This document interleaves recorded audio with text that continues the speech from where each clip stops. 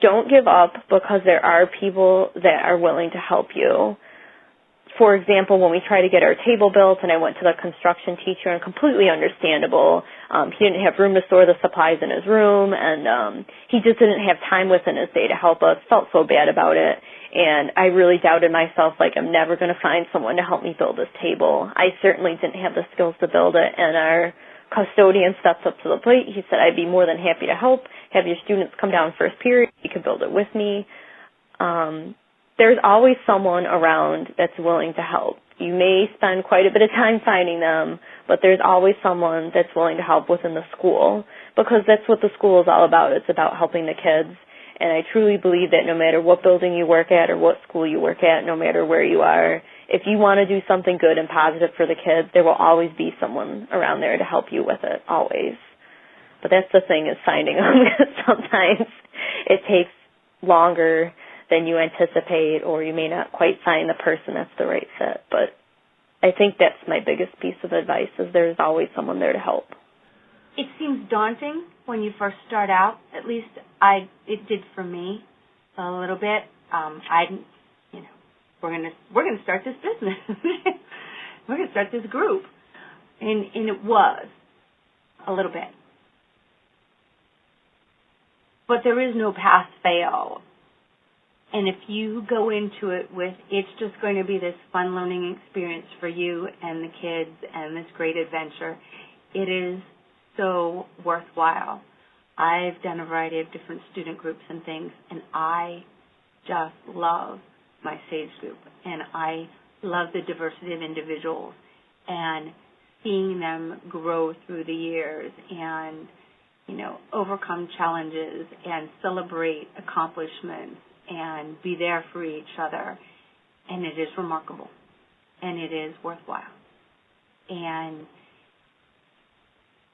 more schools, more groups, more organizations, especially the urban demographic, need something like SAGE to make education, to make business, to make entrepreneurship more accessible to young people, so that it's not just this Donald Trump thing, but it's something that everyone could do. I just think you need to have, you have to be very positive. The room always has to be open. It has to be open to students that are interested, to parents, to welcoming everybody, and never, making anyone feel badly about things that they can't do or that they don't know. One of our goals in here is to focus on our strengths, and we should do that with everyone across the board. It doesn't matter if you have a disability or not, but let's focus on what we're good at. And so we really try to highlight that with each kid that comes into here. But the staff that I have in here, I also have a teaching assistant and a couple of aides, and they are just amazing and dynamite. So we've worked very hard to create this team, and we don't make any decisions sort of without getting the students' input. And again, most of the best ideas are generated from them. This is advice, and I want to not omit this, because it seemed that you start a business and you think you're going in one direction. You need to be open and aware of sort of the unintended consequences. And an example was that even though the focus was on repairing bikes, I wanted to get other students involved, and I had students that had some emotional needs. Well, it ended up that we purchased some bike fabric that had bicycles on it, and we started sewing little bike bags. And then one student's mother came in and started sewing with her once a week. And then the boys were involved, and so we had this little side business, which was little swag bags, that became an integral part of the bike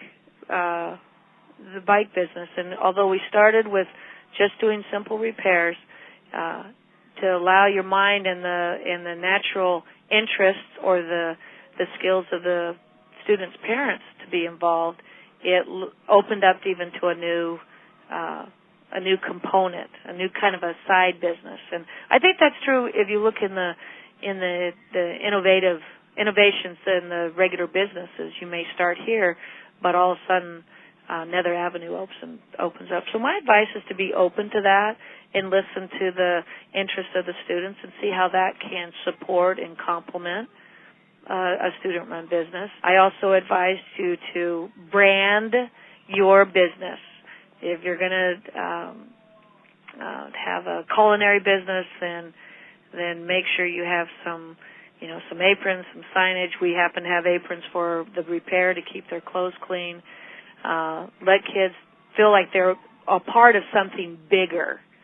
It may seem small in our eyes, but in their eyes it's a big thing. So brand it with signage and business cards and things that shows recognition. And these students were also recognized in our media and in our newsletters and what have you. I'd say, again, it's through the contacts and the relationships, and a lot of businesses and organizations have worked with us and continue to work with us, and I think that's what gets you going, is those keeping that in mind, that how are we working with others, who can we work with, and then who can we work with next? And from a teacher's perspective, that's what I'm constantly thinking. When a student walks in, they say, well, Mr. Koenig, what about this? There's a relationship the student has or somebody has there that we and that student should develop. And so if we keep looking at what is the next relationship that might help us, I think that's a big part of the learning process for all of us.